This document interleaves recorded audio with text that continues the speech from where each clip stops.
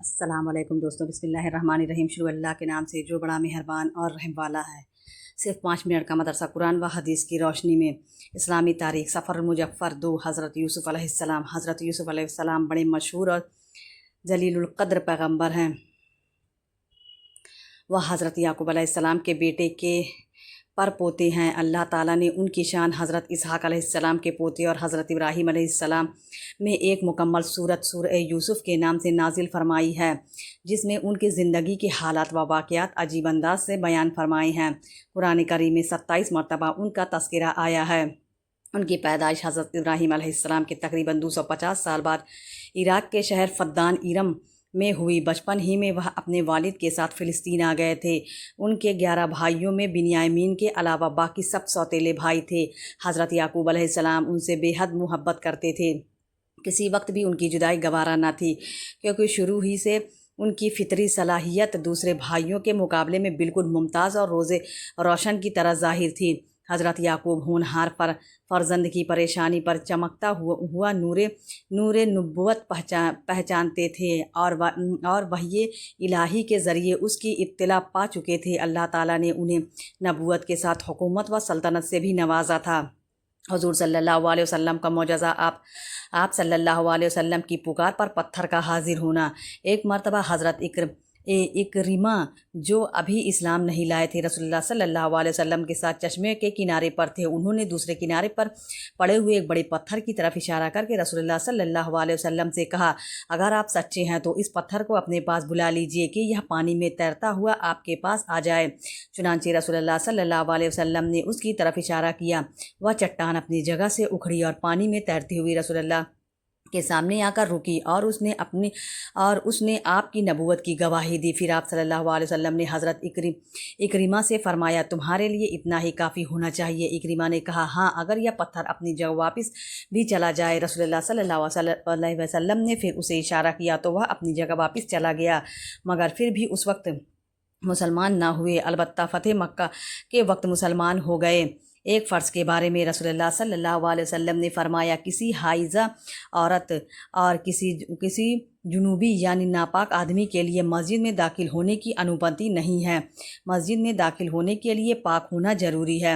فائدہ: مسجد میں داخل ہونے کے لیے حیض و نفاس اور جنابت سے پاک ہونا ضروری ہے۔ ایک سنت کے بارے میں بیمار کو دعا دینا۔ رسول اللہ صلی اللہ علیہ وسلم جب کسی مریض کی اطاعت کرتے تو فرماتے، یہ دعا پڑھیں، لا باس طہور انشاء اللہ۔ ترجمہ: گھبراؤ نہیں، انشاءاللہ اچھے ہو جاؤ گے۔ ایک اہم عمل کی فضیلت: غریبوں کے کام میں مدد کرنا۔ رسول اللہ صلی اللہ علیہ وسلم نے فرمایا، بیوہ اور مسکین کے کاموں میں جد و جہد کرنے والا اللہ کے راستے میں جہاد کرنے والے کے مانند ہے۔ ایک گناہ کے بارے میں اللہ تعالیٰ کے ساتھ شرک کرنا۔ قرآن میں اللہ تعالیٰ فرماتا ہے، بلا شبہ اللہ تعالیٰ شرک کو معاف نہیں کرے گا۔ شرک کے علاوہ جس گناہ کو چاہے گا معاف کر دے گا، اور جس نے اللہ تعالیٰ کے ساتھ کسی کو شریک کیا تو اس نے اللہ کے خلاف بہت بڑا جھوٹ بولا۔ دنیا کے بارے میں دنیا کی زینت کافروں کے لیے۔ قرآن میں اللہ تعالیٰ فرماتے ہیں، دنیا کی زندگی تو کافروں کے لیے سنوار دی گئی ہے، نہ کہ مسلمانوں کے لیے، اور کافر لوگ مسلمانوں کا مذاق اڑاتے ہیں۔ حالانکہ جو مسلمان کفر و شرک سے بچتے ہیں وہ قیامت کے دن ان کافروں سے درجوں میں بلند ہوں گے۔ آدمی کو اپنی دنیا اور مالداری پر غرور نہ کرنا چاہیے، کیونکہ اللہ تعالیٰ جس کو چاہتے ہیں بے حساب روزی دے دیتے ہیں، اس لیے مالدار ہونا فخر کی چیز نہیں۔ آخرت کے بارے میں قبر میں ہی ٹھکانے کا فیصلہ۔ رسول اللہ صلی اللہ علیہ وسلم نے فرمایا، جب تم میں سے کوئی وفات پا چکا ہے تو اس کو صبح و شام اس کا ٹھکانہ دکھایا جاتا ہے۔ اگر جنتی ہو تو جنت والوں کا، اور اگر جہنمی ہے تو جہنم والوں کا ٹھکانہ دکھایا جاتا ہے۔ پھر کہا جاتا ہے، یہ تیرا ٹھکانہ ہے، یہاں تک کہ اللہ تعالیٰ قیامت کے دن تجھے دوبارہ اٹھائے گا۔ طب نبوی سے علاج: شہد اور قرآن سے شفا۔ رسول اللہ صلی اللہ علیہ وسلم نے فرمایا، تم اپنے لیے شفا کی 2 چیزیں یعنی شہد اور قرآن کو لازم پکڑ لو۔ نبی کی نصیحت۔ رسول اللہ صلی اللہ علیہ وسلم نے فرمایا، اللہ تعالیٰ رات کے آخری حصے سے بندے سے بہت زیادہ قریب ہوتے ہیں۔ اگر تم سے ہو سکے تو اس وقت اللہ تعالیٰ کا ذکر کیا کرو۔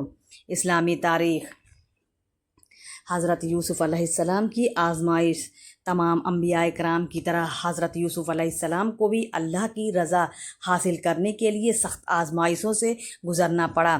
چنانچہ والد محترم کی شفقت و محبت سے محروم کرنے کے لیے سوتیلے بھائیوں سے سازش کر کے آپ کو اندھیرے کنویں میں ڈال دیا، پھر ایک قافلے کے ذریعے عزیز مصر کے ہاتھوں بیچ دیے گئے۔ چند سال ہی گزرے تھے کہ عزیز مصر کی بیوی کی سازش پر تقریباً 9 سال جیل میں رہنا پڑا۔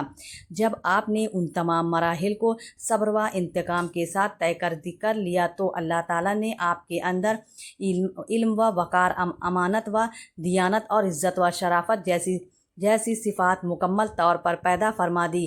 آپ کے اس صبر و انتقام کی بنا پر بچھڑے ہوئے بھائیوں کو ملا دیا۔ والد کی گئی ہوئی بینائی واپس کر دی گئی اور سب سے بڑھ کر آپ کو جیل خانے سے نکال کر نبوت و حکومت سے بھی سرفراز فرما دیا۔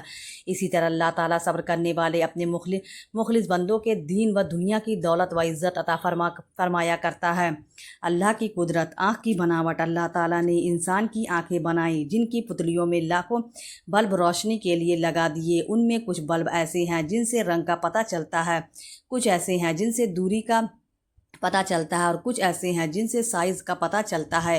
اگر ان میں سے ایک بھی بلب بجھ جائے تو کالے گورے، دوری، نزدیکی اور موٹے پتلے ہونے کا علم ختم ہو جائے اور تمام چیزیں ایک جیسی نظر آنے لگیں۔ آنکھ کے اندر اتنے سارے بلبوں کا روشن کرنا اللہ تعالیٰ کی بہت بڑی قدرت ہے۔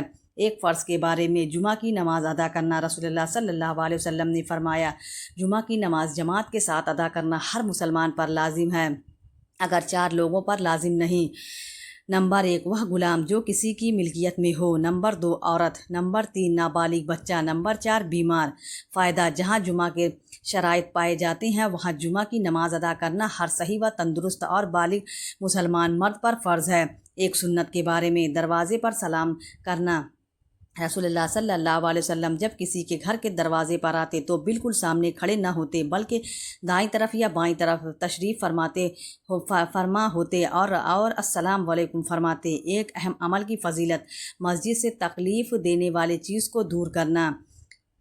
رسول اللہ صلی اللہ علیہ وسلم نے فرمایا، جس نے مسجد سے ایسی چیز باہر کر دی جس سے تکلیف ہوتی ہے، جیسے کوڑا کرکٹ، کانٹا، کنکر، پتھر، تو اللہ تعالیٰ اس کے لیے جنت میں ایک گھر بنا دے گا۔ ایک گناہ کے بارے میں قبلے کی طرف تھوکنا، رسول اللہ صلی اللہ علیہ وسلم نے فرمایا، جس نے قبلہ رخ بلغم اور تھوک پھینکا وہ قیامت کے دن اس حالت میں آئے گا کہ وہ بلغم اس کے دونوں آنکھوں کے درمیان چپکا ہوا ہوگا۔ دنیا کے بارے میں: دنیا آخرت میں کامیابی کا ذریعہ ہے۔ رسول اللہ صلی اللہ علیہ وسلم نے فرمایا، دنیا ایسے آدمی کے لیے بہت ہی اچھا گھر ہے جو اس کو آخرت میں کامیابی کا ذریعہ بنائے اور اللہ تعالیٰ کو اس کے ذریعے راضی کر لے، اور وہ ایسے آدمی کے لیے بہت ہی برا گھر ہے جس کو آخرت کے کاموں سے روک دے اور اللہ تعالیٰ کو ناراض کر دے۔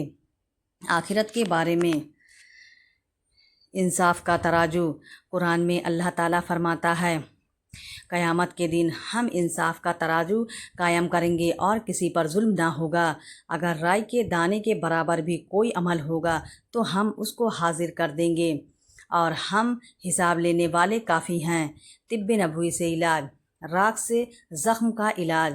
غزوہ احد میں جب رسول اللہ صلی اللہ علیہ وسلم کا چہرہ مبارک زخمی ہو گیا تو آپ کی صاحبزادی حضرت فاطمہ خون دھو رہی تھیں اور حضرت علی زخموں پر پانی ڈال رہے تھے۔ حضرت فاطمہ نے جب دیکھا کہ خون بند ہونے کے بجائے بڑھتا ہی جا رہا ہے تو انہوں نے کھجور کے پتوں کی چٹائی کا ایک ٹکڑا لے کر جلایا اور جب وہ راکھ ہو گیا تو اس کو زخموں پر لگا دیا جس سے خون بند ہو گیا۔ فائدہ: حکیموں نے لکھا ہے کہ ٹاٹ اور کھجور کی چٹائی کی راکھ بہتے ہوئے خون کو روکنے میں بے حد مفید ہے۔ قرآن کی نصیحت: قرآن میں اللہ تعالیٰ فرماتا ہے، اس وقت کو یاد کرو جب تمہارے رب نے تم کو خبردار کر دیا تھا کہ اگر تم شکر کرو گے تو تم کو اپنی نعمت اور زیادہ دوں گا، اگر تم ناشکری کرو گے تو یقین جانو میری سزا بڑی سخت ہے۔ پیارے اسلامی بھائیوں، اگر آپ کو ویڈیو پسند آئے تو ویڈیو کو لائک ضرور کریں اور ہمارے چینل کو بھی سبسکرائب کر لیں۔ ملتے ہیں اگلی ویڈیو میں، تب تک کے لیے اللہ حافظ۔